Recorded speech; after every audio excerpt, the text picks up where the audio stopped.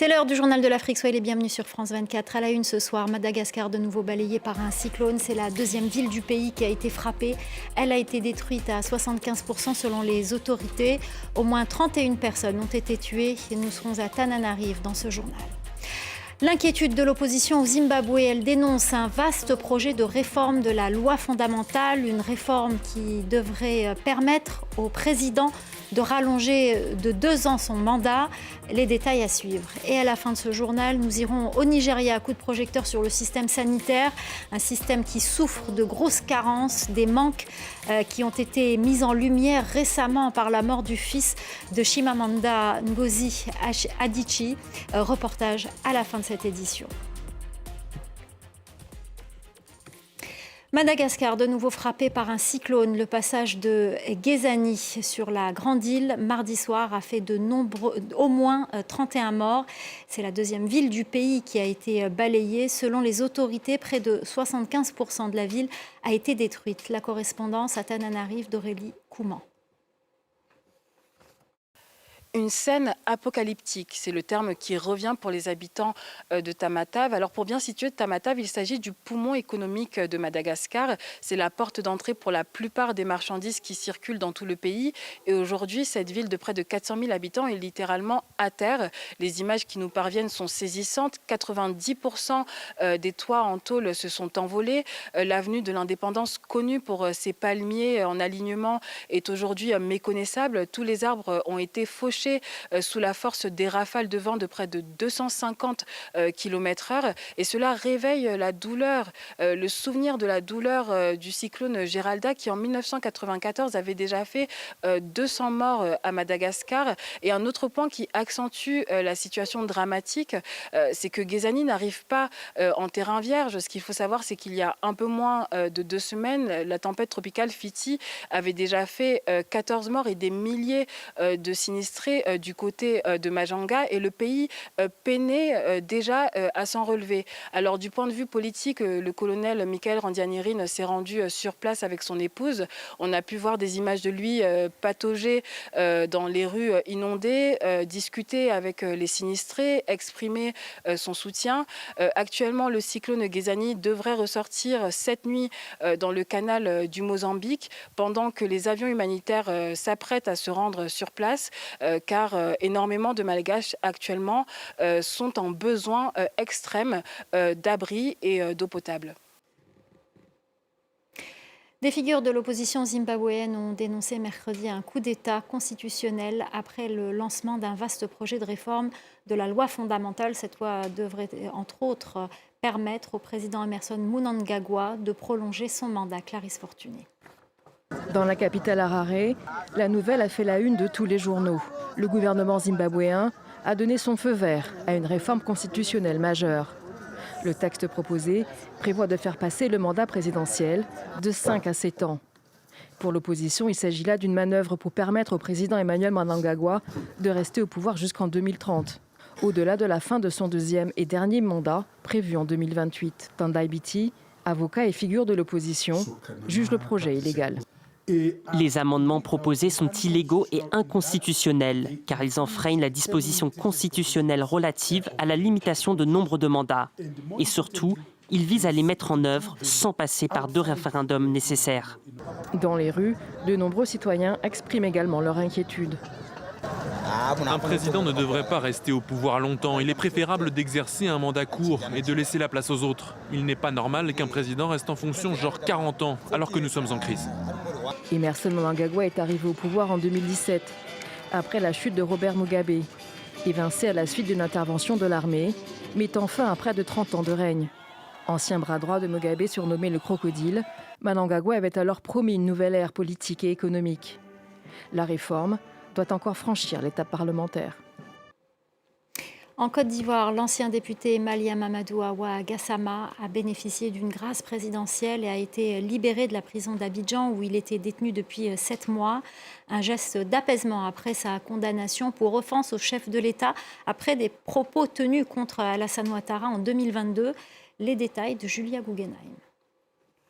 Mamadou Awa Gassama a donc quitté le pôle pénal d'Abidjan après 7 mois en détention. Ce membre du Conseil national de la transition au Mali et fervent soutien d'Assimi Goïta avait été condamné à 3 ans de prison ferme il y a à peine 2 semaines. La justice ivoirienne lui reprochait d'avoir qualifié Alassane Ouattara d'ennemi numéro 1 du Mali en pleine crise diplomatique en 2022 entre le Mali et la Côte d'Ivoire. À l'époque, 49 soldats ivoiriens avaient été accusés de mercenariat. Ils avaient été arrêtés à Bamako alors qu'ils étaient en mission pour l'ONU, puis placés en détention avant d'être graciés par Assimi Goïta. Le chef d'État ivoirien a donc décidé d'accorder une mesure similaire à l'ancien député malien, une décision sans doute rendue possible par la lettre que Mamadou Awa Gassama avait adressée au chef de l'État ivoirien en juillet dernier, dans laquelle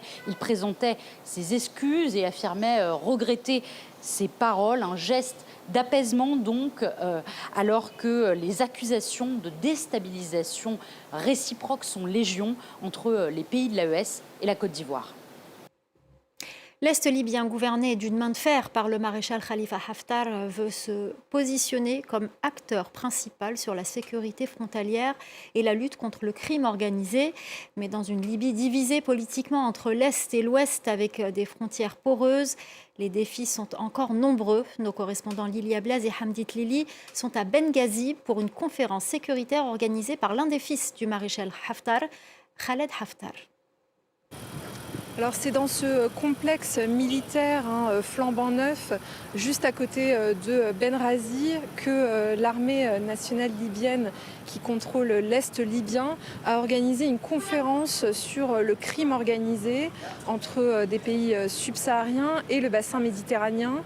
Alors une conférence qui présente de nombreux enjeux pour la Libye, qui fait face aujourd'hui à plusieurs problématiques, à la fois la migration irrégulière vers l'Europe, la porosité de ses frontières avec le Niger, l'arrivée de déplacés soudanais par le Tchad, mais aussi des problèmes de trafic de drogue et d'êtres humains.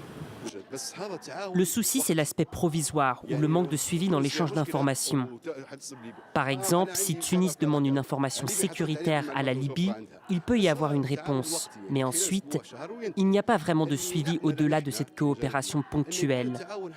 Nous aimerions plus d'échanges de données et de fluidité entre pays, que ce soit avec la France, l'Espagne ou encore le Tchad.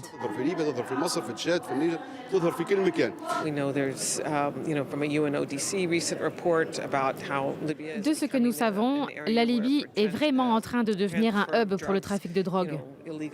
Il y a aussi de plus en plus de problèmes avec le trafic d'êtres humains et la contrebande d'armes. Aujourd'hui, il est vraiment important que la Libye s'empare de ces questions.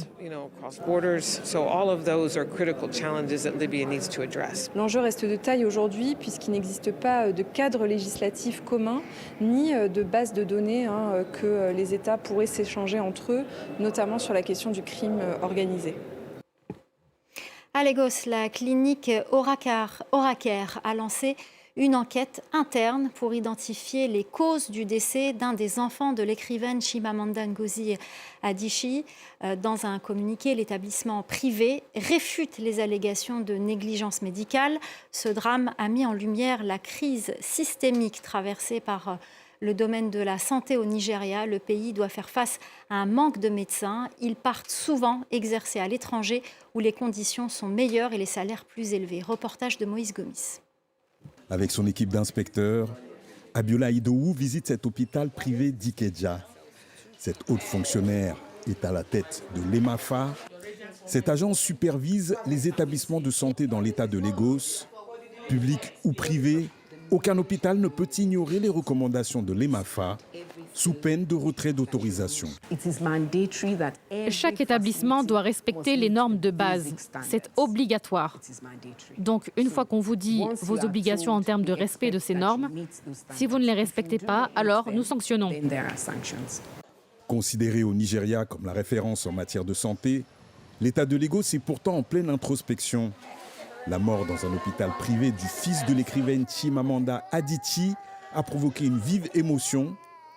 La famille de la romancière dénonce des négligences médicales que réfute l'établissement incriminé. L'agence EMAFA a lancé une commission d'enquête à la demande du gouvernement de Lagos.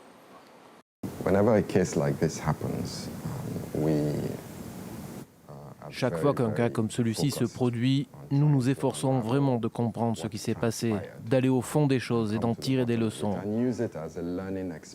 Cela arrive de temps en temps.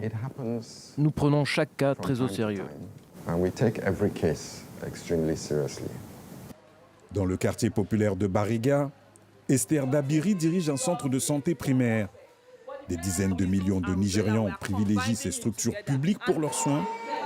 Environ 27 000 sont répartis sur tout le territoire fédéral. Esther reconnaît que la pression démographique nigériane est un facteur de stress pour médecins et soignants. Alors cette cadre de santé épaule son équipe le plus possible auprès du public. Nous faisons en sorte de satisfaire la plupart, sinon toutes les attentes. C'est pourquoi les patients reviennent sans cesse. L'une des raisons est la manière dont nous leur prodiguons des soins avec empathie. Nous nous mettons à leur place. Nous ne faisons jamais le moindre reproche aux patients lorsqu'ils viennent nous voir. Selon 2 études menées en 2025, 43% des Nigérians auraient personnellement subi ou été témoins d'une erreur médicale ou d'un incident évité de justesse. Voilà, c'est la fin du Journal de l'Afrique. Merci aux équipes en régie. Merci à notre chef d'édition, Célia Caracena. Merci à nos correspondants et merci à vous pour votre fidélité. Restez avec nous, l'info continue sur France 24.